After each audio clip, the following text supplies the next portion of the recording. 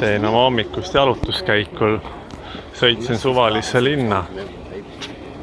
Vaatasin juba tee peale, et mingi huvitav promenaad jookseb.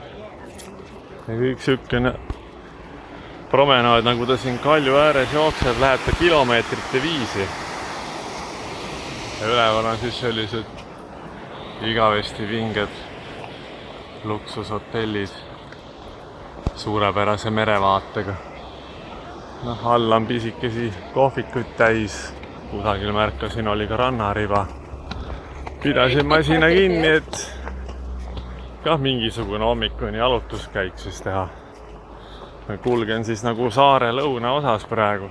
Tänane päev näeb ette tervele saarele tiir peale teha. Aga ma ei viitsi ka päeva otsa ainult autos sõita. Et siis vahepeal tuleb enda ihu jälle liigutada. Keerasin kiirtee pealt maha ära ja eks need lahedamad kohad on ikka siin kusagil randade ääres või siis suisamägedes. Sellised huvitavad vaated ja terve see äär läheb niimoodi kilomeetrite viis. Ma muidugi nii pikalt ei viitsi siin käia. Mul pole nii palju nagu aegagi.